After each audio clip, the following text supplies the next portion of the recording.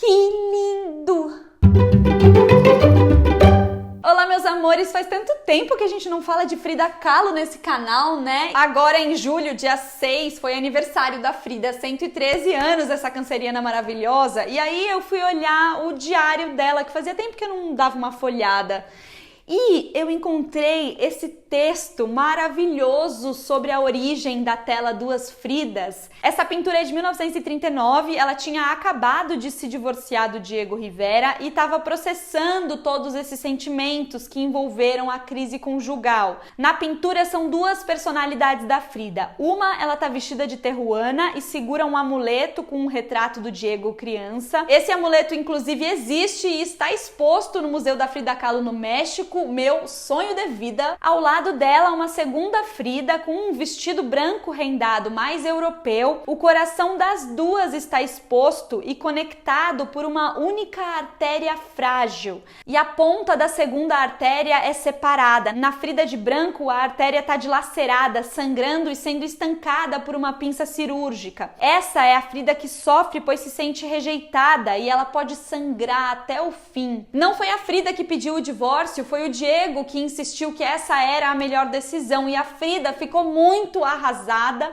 e mergulhou no trabalho porque ela queria viver de pintura e nunca mais pedir dinheiro para nenhum homem. Agora, no diário da Frida tem uma anotação de 1950 sobre a origem das duas Fridas. São 10 anos depois da pintura dessa obra e se naquele momento ela estava completamente imersa na dor do divórcio, da separação do Diego, 10 anos depois ela ressignifica e traz uma memória de infância. E esse ano de 1950 é muito duro para a Frida. Ela faz 7 cirurgias, passa 9 meses no hospital e a partir daí não sai da cadeira de roda, toma muitos remédios para dor. E eu não tenho como explicar essa história da origem das duas Fridas, eu vou ter que ler, porque é uma coisa tão linda, é uma maneira tão generosa assim e corajosa de olhar para a própria história, para si. Origem das duas Fridas, lembranças. Eu devia ter 6 anos quando vivi intensamente a amizade imaginária com uma garota mais ou menos da mesma idade. Na janela do que então era meu quarto, dando para a rua de Allende, sobre um dos vidros mais baixos da janela, eu soprava meu bafo e com um dedo desenhava uma porta. Por essa porta eu saía na imaginação com grande alegria e muita pressa, cruzava o amplo terreno que dali eu via até chegar a uma leiteira que se chamava Pinzon. Eu entrava pelo buraco de Pinzon e descia impetuosamente às entranhas da terra, onde minha amiga imaginária estava sempre à minha espera.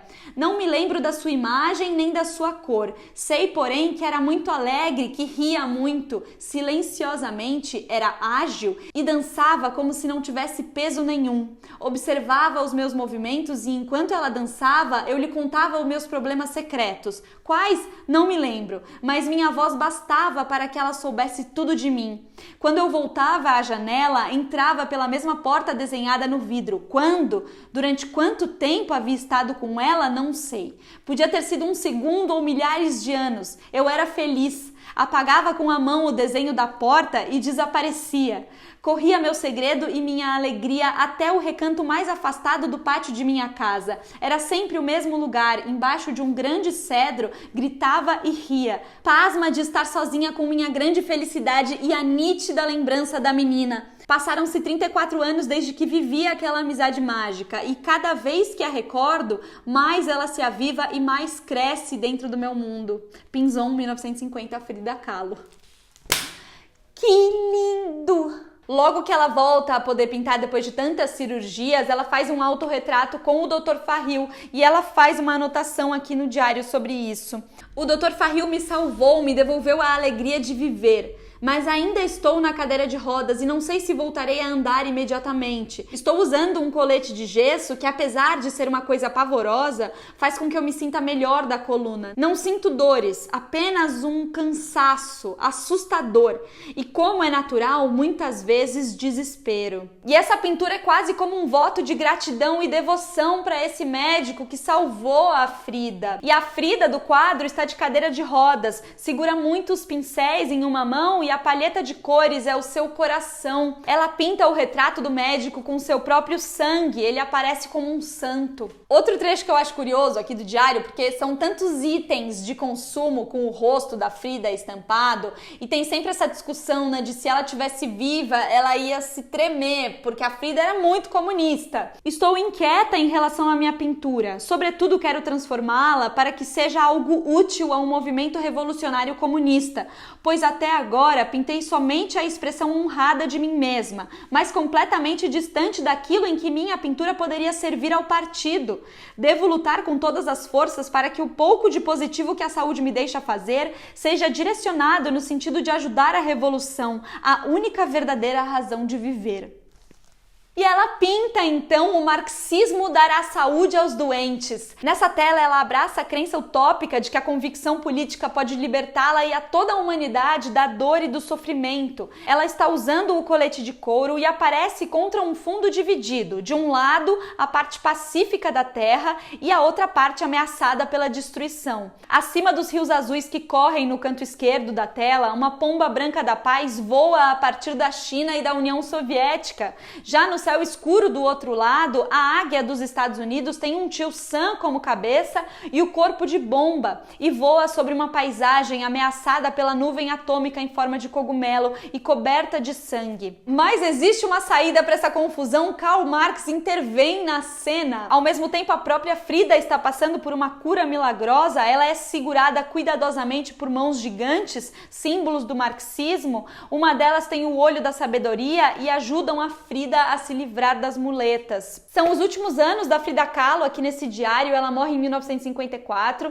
e ela olha muito para a própria história, para a infância, para a família. Minha infância foi maravilhosa, porque embora meu pai fosse doente, tinha vertigens a cada mês e meio, era um exemplo notável de ternura e de trabalho, fotógrafo e também pintor, e sobretudo de compreensão para com os meus problemas que desde os meus 4 anos já eram de natureza social. O pai da Frida era fotógrafo e desde pequena ela posa para o pai, então essa aptidão dela de modelo vem dessa relação com o pai. As fotos da Frida pequenininha são tão lindas. Tem uma fotógrafa que ela cita aqui nos diários, que é a Bernice Coco, e ela faz uma das últimas fotos da Frida, era 1952. Bernice Coco me parece que é uma grande artista, fotografa admiravelmente a realidade, não é comunista. Cidadã norte-americana, judia húngara, diz que é a favor da paz, mas... provavelmente o mas era a questão dela não ser comunista. Agora, uma última passagem do diário que eu quero ler, porque é tão legal saber os artistas que você se inspira, em quais artistas elas se inspiravam. Morreu em Hertogenbosch no ano de 1516 Hieronymus Aquém, aliás Bosch,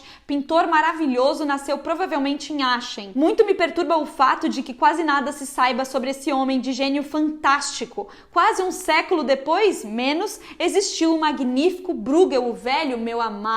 Vou fazer um vídeo sobre Bosch e Bruegel só porque a Frida amava eles. Gente, ela é tão maravilhosa. Muito bem, volto sempre com a Frida. Beijo pra vocês.